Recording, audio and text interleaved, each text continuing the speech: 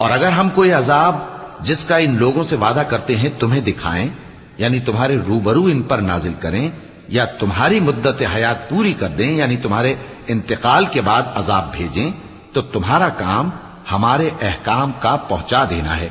اور ہمارا کام حساب لینا ہے۔ کیا انہوں نے نہیں دیکھا کہ ہم زمین کو اس کے کناروں سے گھٹاتے چلے آ رہے ہیں، اور اللہ جیسا چاہتا ہے حکم کرتا ہے، کوئی اس کے حکم کا رد کرنے والا نہیں،